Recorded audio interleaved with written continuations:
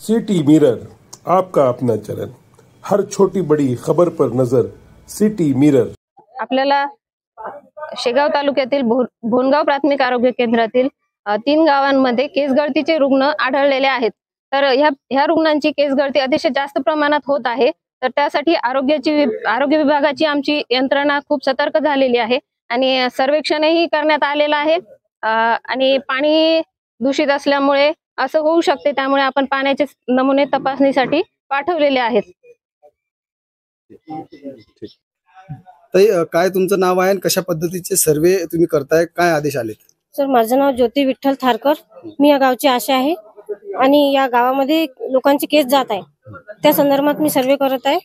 एका कुटुंबातून किती लोकांचे केस गेलेले आहेत आणि पूर्ण गावाची एकूण कुटुंब संख्या 141 आहे। त्यामध्ये आधी 13 कुटुंबांचे केस गेलेले होते आणि त्याच्यामध्ये आता वाढ झालेली आहे। तर 5 ते 6 कुटुंबाच्या लोकसंख्येत आणखी वाढ होऊन त्यांचे पण केस गेलेले आहे। गावातील किती नागरिकांना याची लागण झाली असावी, अंदाजे काय आकडा सांगतील?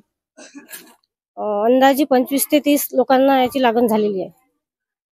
कधीपासून हा प्रकार घडला? 10 ते 12 दिवसात। काय तुमचं नाव आहे आणि काय नेमकी घटना गावात घडत आहे? मी रामा पाटील थारकर, बोंडगाव, शिवसेना तालुका सरपंच संघटना शेगाव। तुमच्या गावामध्ये काय नेमका प्रकार घडत आहे? गेल्या 10 ते 12 दिवसापासून केस गळतीचा प्रकार चालू आहे। जवळपास एका कुटुंबामध्ये एक पेशंट जर निघला तर त्याच्या पाठोपाठ पत्नी, भाऊ, 4 ते 5 लोक सहज त्याच्यामध्ये मग इन्व्हॉल्व होत आहे। तसं आता बरेच कुटुंब ग्रस्त झालेले आहेत। गावची किती लोकसंख्या आहे आणि किती लोकांना सध्या या आजाराने ग्रस्त आहे? 500 लोकसंख्या असून 30 ते 35 पेशंट आहेत आता। याबद्दल आपण आरोग्य विभागाला सूचना केलेली आहे? हो, मी DHO ला सुद्धा सांगितलेलं आहे आणि DHO ला पत्र सुद्धा दिलेलं आहे। आरोग्य विभागाकडून काही दखल घेण्यात आली आहे का? घेतली ना, आज DHOचं पथक आलेलं आहे आणि DHO येणार आहे असं माहिती पडलं। गावाचे सरपंच म्हणून आता तुमची काय मागणी राहील शासनाला? गावाचा सरपंच म्हणून हेच मागणी राहील की जेवढे पेशंट असतील त्यांची सगळ्याची लॅबमध्ये टेस्ट व्हायची।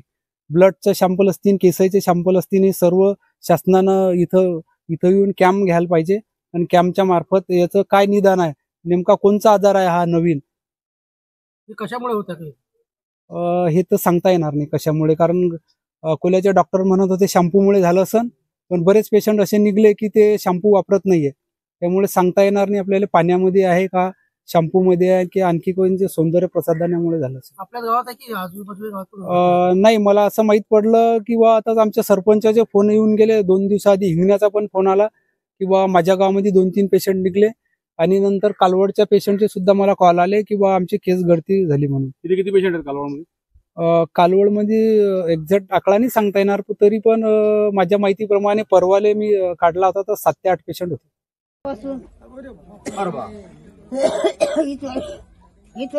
शॅम्पू लावला ते शॅम्पू लावला हे शॅम्पू दाखवतो डोकं घासलं आणि आली मी तेल लावलं नाही तरी डोक्षी इतकं मोठं उतकं गेलं। कोणतं शॅम्पू कधी लावलं होतं? कधी लावला आजी? कधी? डुप्लिकेट मी पतंजली बाबा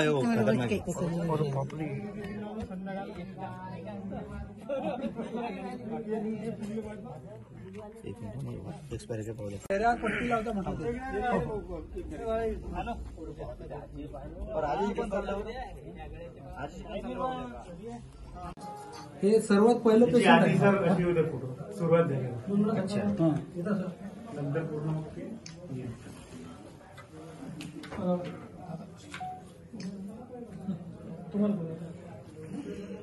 हे कधी चाटी कधी गेली म्हणजे केस कधी काढले? हे मला वाटते 5-7 दिवस वगैरे खाजे दे का बेटा? खाजे दे डोक्याला? डोक्यातून भुसा पडायचा का तुझ्या? सोबत कोणी? तिची आई पण पेशंट आहे ना? नाही, डोक्यातून, कारण की स्केली स्काल्प स्केल आहे त्याच्यावर। ठीक आहे, चालेल, हिचाही आपण एक तुकडा पाठवून देऊया।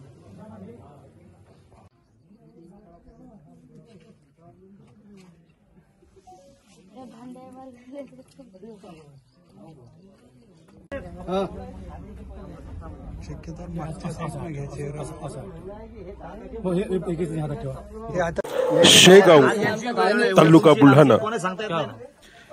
यहाँ पर इस गांव के तमाम अफराद में से ज्यादातर लोगों के पिछले कुछ दिनों से सर के बाल और जिस्म के बाल झड़ना चालू हुए हैं,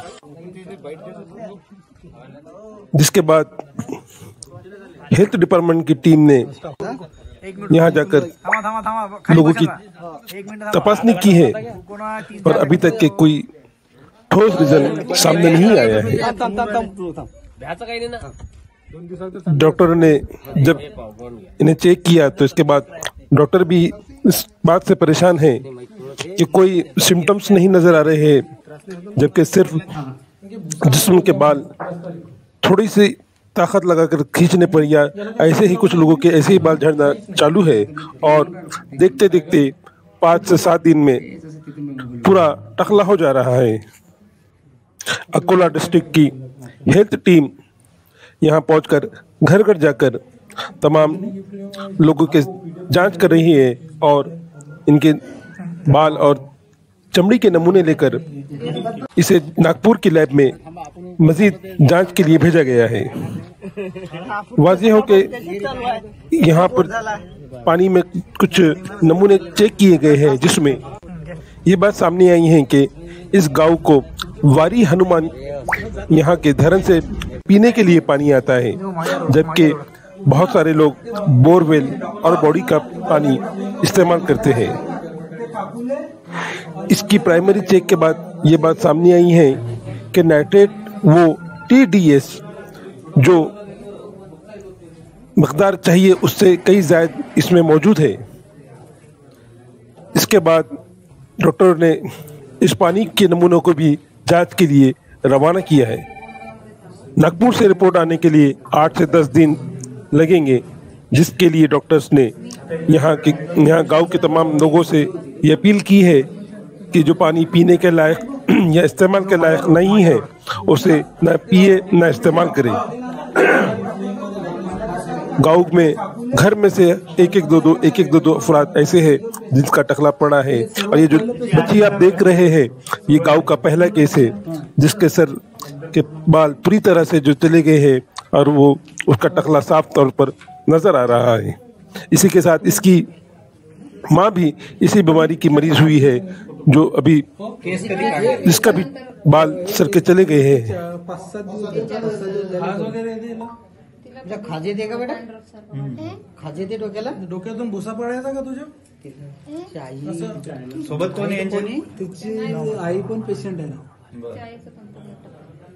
नाही डोक्यातून, कारण की स्केली स्काल्प हा स्केल आहे त्याच्यावर स्केल.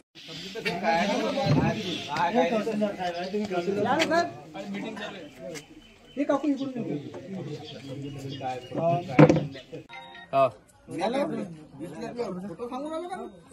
हॅलो गाडीचं नाही चाललं ना, काय पिंपळा खाली थांबा आरामाने कळा ना, आमच्याकडे जातो तिथेच ठेवा.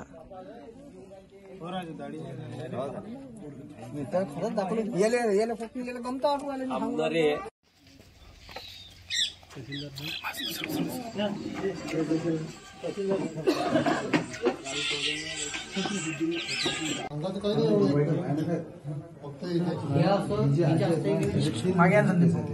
हे खूप जात आहे ना, अंगावर कुठे चट्टा पडला पांढरा? नाही केस चालले तिथले असं कुठे झाले. 1 महिन्यात काही आजारी पडले होते का तुम्ही? काहीच नाही. ताप आला असेल, काम करणार आहोत आम्ही. काम करणारे माणसं कधी ताप येतो ना आपल्याला, असं नाही काही झालेलं. म्हणजे भुसा आहे डोक्यामध्ये 10 तारीख.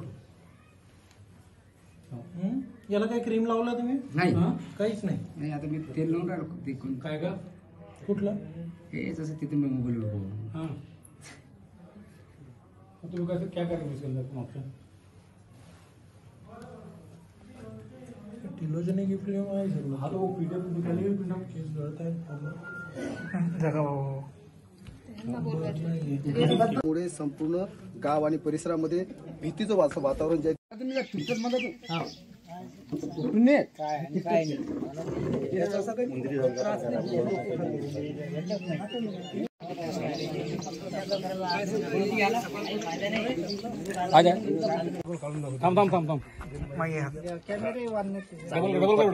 असा वरड धर तो भिवर आला ना काय घाबरत नाही भिवू नको ना जोरात उपट ना असं त्रास होतो का उपटताना? तेल दाखवते कॅमेरा चांगला मोठा मूव पडणार त्रास होत नाही मोठा